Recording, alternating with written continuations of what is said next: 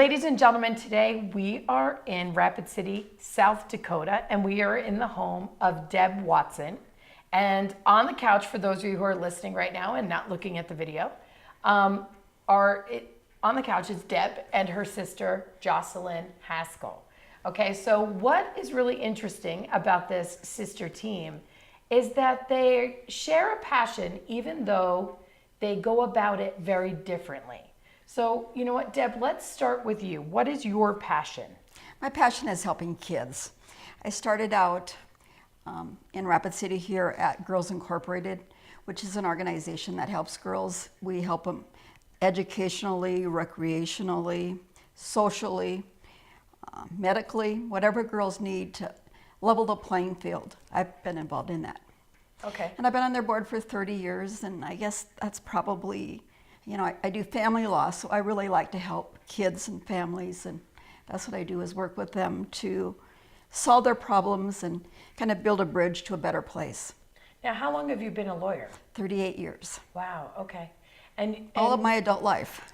Right. And we were talking about all the different types of things that you do in family law, because I don't think people are very familiar with everything that entails. And family law involves adoptions, termination of parental rights, handling abuse and neglect cases. It involves divorces, custody, child support, guardianships, sort of the whole realm of problems that families may encounter and things that lawyers can do to help solve those problems. Okay, and Jocelyn, Yes. talk to us about what your passion is. My passion is improving the quality of life for people with developmental disabilities. I've worked in this field since most of my adult life, probably about 30 years, and I assist people to find jobs in the community with daily living supports and helping them be a part of the community. There was a time when people were just institutionalized, and it's my goal for people to actually be a part of the community and to be happy in their lives and to be successful. Can you give us a picture of what somebody who's going through this might look like a specific example, obviously without giving us somebody's name, but what this looks like for you? Well, we have a wide range of people that we support, and we support adults. Some are use wheelchairs, quadriplegics, some have cerebral palsy, some have autism. We have a wide range of supports, and some have mild mental retardation or developmental disabilities. So a wide range of things that we do with them, assisting them to find jobs, do job coaching with them, just assisting them in their daily lives, cooking, cleaning, any kind of supports that they might need. We also assist students in schools if they need help, that kind of support. Just a wide range of supports for people. But basically, it's to have them have friends in the community and to be part of society instead of put away in an institution. So I'm really surprised about how you both came to serving in the way that you do. What do you think, Deb? What do you think brought this about for the two of you? Well, I think one of the things that created it for me was growing up, I wanted to do something different, something that, something in the man's world that women weren't doing typically. And so when I went into law school, there were just a few of us in law school. There weren't many women. It was just sort of, we were pretty much pioneers in the field. And then when I came out to Rapid City, there were only a handful of women in private practice. So again, we were pioneers in the field. And so I think it was important for me to help other women, and starting out as young girls so that they can learn to have the skills that they need to be successful in life. So I needed to let them know that they can be whatever they need to be, whatever they want to be. And like Jossie, I help people be happy. I help them solve the problems in their life so they can be happy again. Can you think of a specific person or a specific young girl that you've helped along the way and what she's doing now? Oh, I've helped thousands, really. Probably the most help I have given, I think, is for women who are battered. You know, sometimes they come into my office, their husband may have held a gun to their head or beaten them up, and they're bloody and they've got black eyes and bruised all over. And I help them realize that they have potential, that they're a good person, that they're their own person, and that they're strong, and that they can be a successful woman. I mean, because they've been so beaten down that they don't even realize their own potential. In fact, I had one case where this woman had been so beaten up by her husband, he never let her leave the house. He kept her in the basement. She had her babies in the home. One baby died and he just left the baby there. He never let her see the doctor, isolated her from the family. And at the trial I said, "Isn't it true that you never let her out of the basement?" And he said, "Oh no, I let her out in the backyard once." It was just the most saddest thing you can imagine.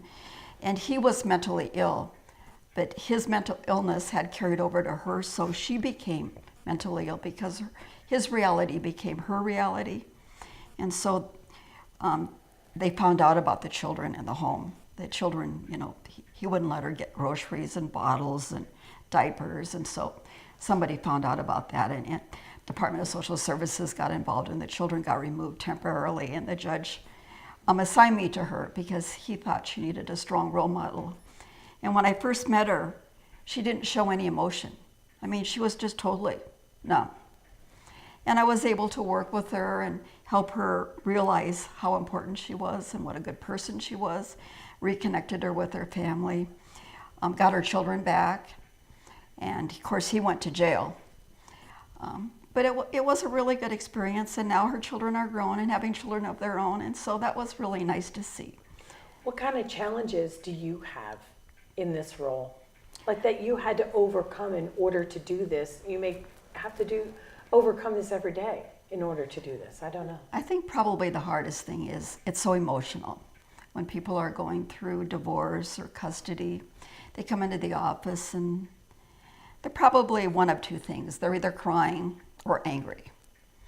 And you're dealing with the things that are most important to them, their children, their business, their home, their property, everything that they've ever had in their life, and they have to figure out a way to divide the property, figure out how you can keep the farm or the business. So really what I need to do is determine what's important to the family, what's important to the husband, what's important to the wife, and keep, you know, the children are the target, what's important to them, and then figure out how you can kind of put that puzzle together so that everybody can move on in life and be happy. Like Jocelyn said, I mean, she helps the disabled attain happiness. I help people who are going through struggles in life try to find happiness again. What do you think you've learned about yourself through doing this?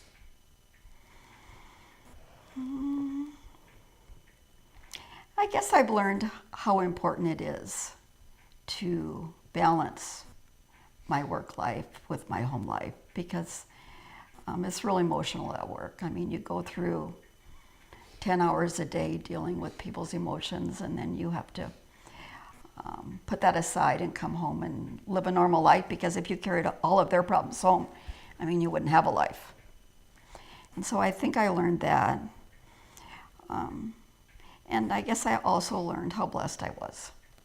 Because sometimes you can sit down with someone and they, you know, they'll tell you their business is struggling, their wife has a mental illness, they just went through bankruptcy, you know, they had a baby that died, and it just, I mean, they just put all of these problems on my desk, and I'm thinking, you know, I'm so glad I'm here to help you, but, you know, I feel so blessed that, you know, I'm not experiencing all those awful things, you know, but I'm glad. I just want to help them. And so I'm glad that I'm able to be in a position to do that. So Jocelyn, then for you, I mean, your roles are so different and similar. It's really pretty amazing. Right. What do you think that you find most challenging in your role, helping senior citizens and people who are handicapped and, you know, the elderly in the way that you do? Your question is interesting because so many people say to me, you must you have to be so special to work in that field, and it's like I don't feel special at all. I feel like honored that I can work with these folks and help them to have a better life. So the people that I support aren't challenging to me. It's so rewarding, and I can't even imagine my life without that reward. They give me unconditional love every day. When I go to work and I see them, they always greet me with a smile. They want to hug me. They care about me. The most challenging part of my job is the staffing that I have to deal with, and making sure that I have dependable staff, staff that are caring, staff that are going to provide the supports that the people need. But actually working with the folks is the most rewarding thing I can ever imagine doing. I love the people I work with. And that's the kind of challenges that I'm talking about. Yeah. I mean, you never know what the challenges will be. And you know, for my audience right now listening to the two of you, they either could be in roles similar to yours or want to be. So to hear the support that you're able to give out and how much meaning is in your lives, that's how you're helping my audience right now. Because some people, you know, they're looking at their lives and saying, my life is missing the emotional connection. You know, my life is missing the meaning. For other people, they're missing excitement or adventure. But for the people you're connecting with, it's like they know there's more to life and they're not doing it. You know, or they are and they're listening to you two right now and they're saying, yes, I speak your language. So Jocelyn, what do you think you've learned about yourself through these years working with the people that you do? Oh gosh, that's a hard question. I think I've learned that life isn't about me or necessarily my happiness. Life is about how can I help others to have happiness, and through their happiness I find my happiness, I think. It's so important to me to work with a purpose, and I think that there's so many people that their jobs are jobs, their paychecks, they go every day, come home every day. My job is purposeful, and that's what I love about it, is that I know that I make a difference in people's lives, and I feel so good about that every day. You know, I think the two of you share that. Like, you know what your purposes are and you're doing it. And I believe that it's not a role that we play, but a feeling that we get, which you two are discussing over and over and giving us great images of what that truly means. And so for you to live this life full of purpose, do you think that you grew into that idea, that people have to mature into that idea? Because I know for myself, you know, I'm 48 years old, right? And I didn't get this. You two get it in the way that I understand it. And so I'm sitting here wondering, when did you get it? Did you always know it? Or did you come later to realize that you got happiness from other people's happiness? That living a life of purpose and meaning was everything for you. When do you think that happened? Deb, when do you think that happened? I think I always had it. I mean, we grew up in a loving family with a mom and dad who we just knew they unconditionally loved us. And they, you know, as I indicated, when I grew up, I didn't even know any lawyers. You know, there weren't any lawyers in town. But my dad said to me that I can be whatever I wanted to be. And when my dad said that, I knew that it was true. I could do whatever I wanted to do. And I decided I wanted to be a lawyer, and so I was. But I could not have done it if my dad hadn't said, you know, girls can be whatever girls want to be. They don't have to, you know, at that time, you know, women were mostly secretaries, nurses, or teachers. And I just wanted to do something different. And Dad said I could. And so I did.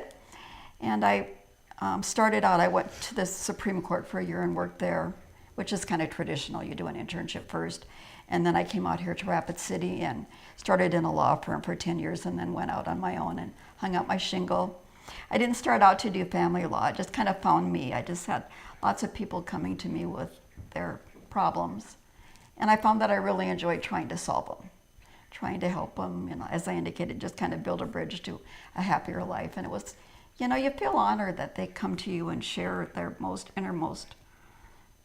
problems. And they're in such a desperate time. They're probably the most desperate that they've ever been in their lives when they get to you. They are. They're either really angry or really sad. And Once in a while you see couples come in and, they realize that they just weren't meant to be and just decide to disagree and go away friends. And really, that's what family law is about. It's not about winning. It's about figuring out how you can help this family get to a better place.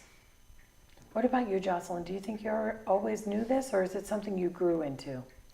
I agree with Deb. I think my dad is my hero. He's always been my hero. He's so loving, and his love was always unconditional, and he always told us we could do whatever we wanted to do, be who we are. And but when I got the start in this field, I didn't know anything about people with disabilities, really. I didn't grow up with anybody with disabilities. So when I got the start in this field, I started as a business secretary. And it wasn't long until I moved into case management, which was overseeing the supports of people with disabilities. Once I started, it became my life. I'm so drawn to it, and I've been in several different cities in a different state and always been drawn to this field. So I think I grew into it. So for people out there who want to create more meaningful lives, what do you think, Deb, what do you think they should envision their life to look like? What should it look like? They have to live their dream. Find out what you like to do and then do it. Everybody teases me that my job is my hobby, that's my fun. And my daughter says that mom's idea of retirement is only working 6 days a week. So it's finding what you love to do and then doing it.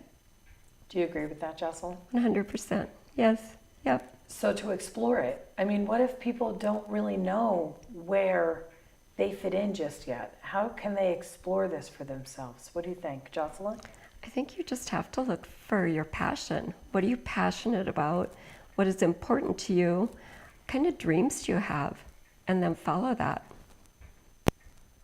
Exactly. Figure out what you like to do and then do it. So to execute a plan, what can they go do right now today? What do you think the first step would be? To brainstorm, to think about, what's important in my life, what's fun, what do I enjoy doing, and then how can I turn that into a job or a career or a profession? What do you think, Jocelyn? I agree. You have to have fun, and your job is what you make it. You have to have laughter every day in your life. So I think that whatever you're passionate about, you need to go find it and then do it. Live your dreams. So closing advice for everybody. Deb, what do you think you could share with them for a final thought? Well, I guess what I would leave with you and your audience is to do what makes you happy.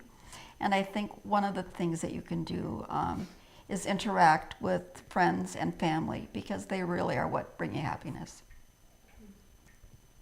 Well, I could tell by your relationship, you guys interact pretty frequently and you both make each other happy. So. I love having her in town. It's been great. Yeah. When did you move back in town, Jocelyn? 5 years ago. Okay, that's awesome. Yeah. So what's your final thought? My final thought is, I agree with what Deb says. You need to find what makes you happy and go after it. And I love your motivate me. Because I think what motivates you is what is important in life. So find what motivates you and just go do it and be happy doing it. And I talk to you, and I talk to you, and I talk to you, and I talk to you. And we love, and we hate, and we demonstrate. We try to relate. This is my breakthrough. Whoa. Said now, this my breakthrough. Whoa. Oh man, this my breakthrough.